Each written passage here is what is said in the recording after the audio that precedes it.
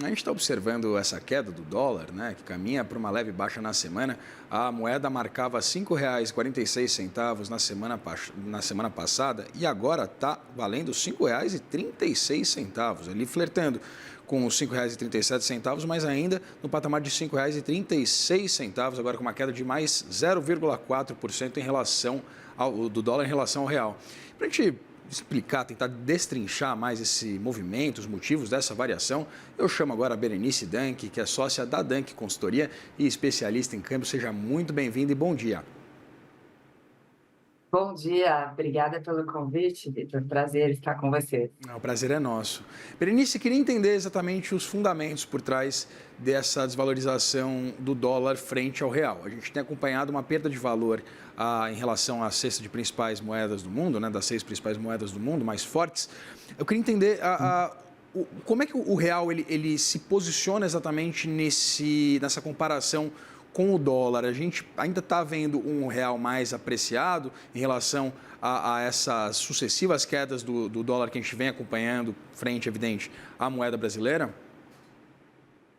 Sim, a gente tem um contexto local aqui no Brasil, no que tange a questão do nosso déficit fiscal e também um ambiente político e econômico que não tem permitido o real se valorizar ainda mais. Mas o contexto externo e a desvalorização do dólar como um todo, sem dúvida, agora faz com que a gente esteja de novo flertando, com níveis mais baixos de câmbio, que já fazia alguns meses que não víamos por aqui. Eh, Falando do ponto de vista desse contexto local, né, a gente acabou de ter agora a decisão em relação à condenação de Bolsonaro e, como a gente costuma dizer no mercado financeiro, né, normalmente o mercado ele sobe ou desce, enfim, ele se posiciona no boato, na expectativa em relação aos fatos e depois, né, realiza. Então, aquela, digamos assim, certeza, angústia em relação a esse desdobramento do julgamento já estava precificada, e o que a gente vê hoje é um mercado, digamos assim, só consolidando a decisão em relação a essa condenação. E aí agora, basta, né, digamos assim, a gente acompanhar aí de perto como serão os próximos movimentos. E o que que a gente tem em relação a fundamentos que podem fazer o câmbio, né, seguir em queda ou eventualmente não, e de repente subir um pouquinho mais. Do ponto de vista de fluxo, na medida em que a gente tem um juro caindo nos Estados Unidos, né, o que se espera para a próxima semana, a gente tem espaço para receber ainda mais fluxo de capitais aqui no país. É um fluxo que vem para a bolsa de valores, que pode vir também para investimentos em renda fixa, porque a taxa de juros por aqui continua bastante elevada. A gente tem um juro aqui no Brasil que também há uma expectativa de que possa seguir agora uma trajetória de queda, mas isso sempre depende de fundamento econômico, que passa por um acompanhamento muito próximo também da inflação, o que, por sua vez, tem um impacto importante de câmbio, porque a gente tem muitos custos que são dolarizados no país. Vinícius, eu vou querer entrar, de conversar mais a fundo sobre política monetária, mas você citou essa decisão da primeira turma do Supremo Tribunal Federal, né, de condenar o ex-presidente Jair Bolsonaro, e queria entender, apesar desse movimento, como você diz, já ter sido precificado anteriormente, o que o mercado especificamente está precificando? É a possibilidade de uma alternância de poder nas eleições do ano que vem? Eu queria entender exatamente que elementos, né, baseiam exatamente esse movimento, se a gente pensar, é evidente, só na valorização do real frente ao dólar e não um movimento contrário. Fluxos sempre importam bastante, né, então na medida que a gente tem entrada de capitais, você tem um fluxo de investidores estrangeiros ou até brasileiros que, precisam vender a sua moeda estrangeira para comprar reais, e isso ajuda a queda da taxa de câmbio de real por dólar, e a gente tem sempre, né, um processo muito forte aí de formação de expectativas que se reflete nas negociações do dólar futuro da B3, né, que é a grande locomotiva do câmbio no Brasil. Essas expectativas, quando mais positivas, elas ajudam a queda do câmbio. E, infelizmente, o fundamento da nossa economia talvez não permita esse otimismo exagerado. Me faz pensar que a gente não tem hoje muito fundamento para ver um câmbio abaixo de 5. Mas, esses 2 fenômenos se complementam e se alteram, né, e de maneira geral, a gente tem uma expectativa mais positiva, no sentido de que a gente possa ver as economias, talvez agora favorecidas por juros mais baixos, voltar a fazer um processo mais intenso de recuperação econômica. É uma inflação um pouco mais contida também ajuda isso. E aqui para nossa questão brasileira, a gente também tem, claro, o que acontece com as nossas exportações. As nossas exportações, claro, no primeiro momento surgiu uma preocupação muito grande em relação a toda essa guerra de tarifas, né, as decisões de Trump em relação às exportações brasileiras. Essa pauta ainda não está resolvida e superada, né, a gente ainda tem aí alguns entraves, mas o que a gente começa a ver a gente, tem aqui muitas companhias que estão buscando outros mercados, outros caminhos para seguir exportando, e essa exportação, claro, traz dólares para o país, e esse dólar ajuda a queda da taxa de câmbio. Sim, pensando em política monetária, a gente tem uma perspectiva de um corte, né, nessa revisão de tendência da política monetária nos Estados Unidos, uma revisão baixista lá para o intervalo dos juros por lá.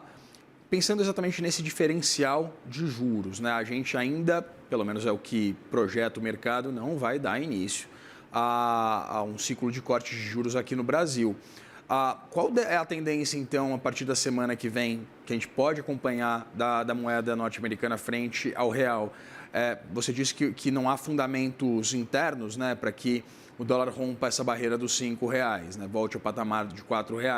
Mas eu sei que dólar é a casca de banana para qualquer economista, mas o que a gente pode esperar exatamente da cotação da moeda norte-americana a partir da confirmação desse cenário na semana que vem, né, com o Fed cortando os juros? Isso é evidente. Eu queria entender se, inclusive, se isso já não foi precificado. Perfeito, Vitor. Essa questão do diferencial de juros, ela vem sendo destacada, inclusive, pelo próprio Banco Central brasileiro, como sendo um dos motivos para mantermos por aqui uma taxa de juros mais elevada. Então, se o juro por aqui cai mais devagar do que cai nos Estados Unidos, a gente tem um favorecimento dessa relação risco-retorno que pode trazer mais fluxo, mais capitais aqui para o nosso Brasil. Isso ajudaria a queda do câmbio, sem dúvida. Mas, por outro lado, quando a gente olha para a curva de juros futura, que é negociada no mercado de day futuro da B3, a gente tem sim uma expectativa de queda de juros, ainda bastante tímida para este resto de 2025, um pouco mais acentuada para 26. Então, a gente sairia dessa casa de 15% ao ano para falar de juros que poderiam chegar a 14%, 13,5% ao ano, quando a gente olha para prazos mais longos.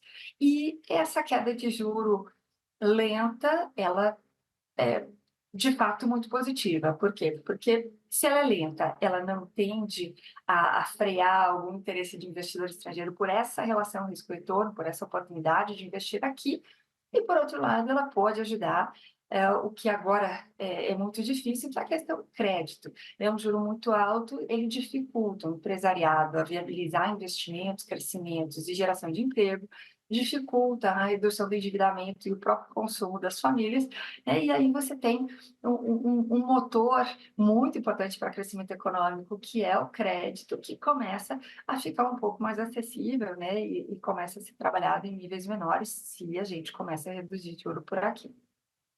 Queria entender o possível impacto também na inflação. A gente acompanhou esse primeiro dado, né, desinflacionário no mês de agosto, né, é evidente, puxado por alguns aspectos que não tangem necessariamente a política monetária, enfim, né, como o preço da Uhum. energia por causa dos bônus de Itaipu.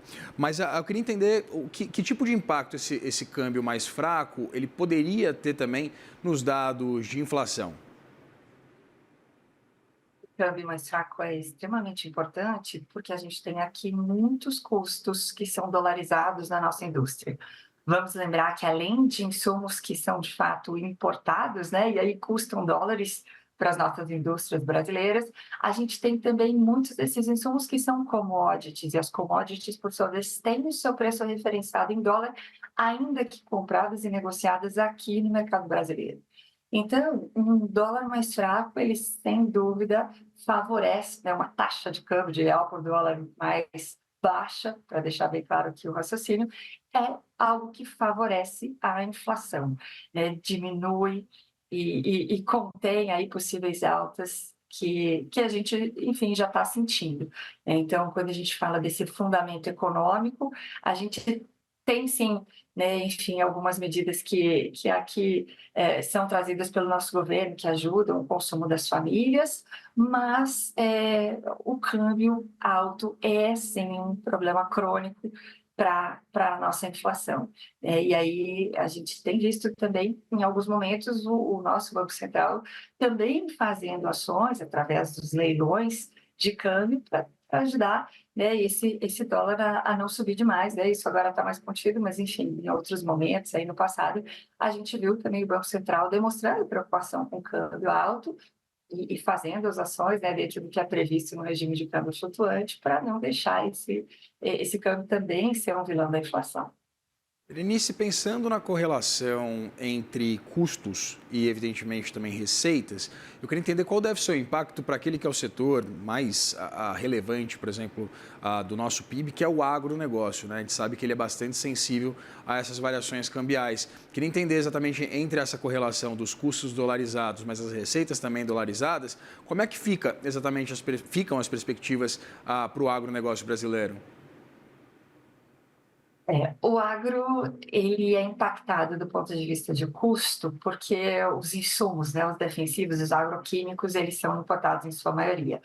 E o que a gente percebe é que essa indústria, ela, é claro, tem um custo dolarizado, né, que é traduzido nos preços em reais, impacta a formação de custo, e ela também é sensível à margem, ao resultado que vai acontecendo no campo, em termos da receita que está sendo gerada na venda dessas commodities e dos custos que cada safra, cada lavoura terá. Então, o que a gente percebe é que o preço da commodity também acaba afetando essa margem, esse resultado operacional, e os preços de commodities, né, tiveram uma alta estrondosa e, aliás, muito positiva, né, aqui para o Brasil durante a pandemia, mas caíram bastante.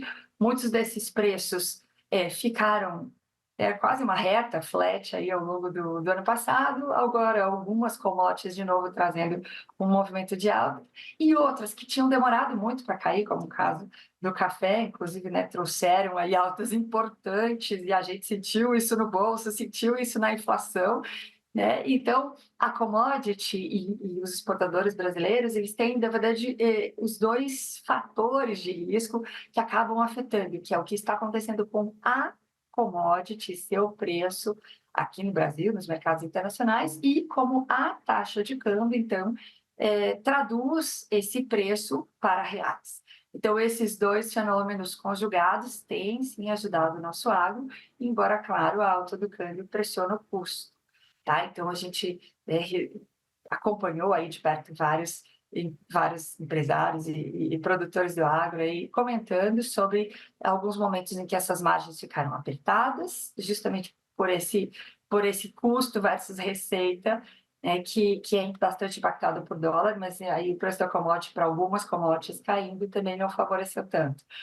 Então, bom, questão tarifária, né, também, no primeiro momento preocupou bastante, mas o que a gente vem vendo é que o agro cada vez mais abre muitos países, muitas portas diferentes que fazem com que a diversificação regional das nossas exportações ela diminua um pouco esse risco, né, enfim, uma decisão de um país afetar tanto assim.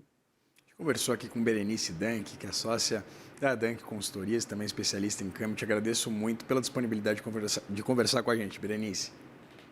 Obrigada a você, Vitor. Até Até mais. breve.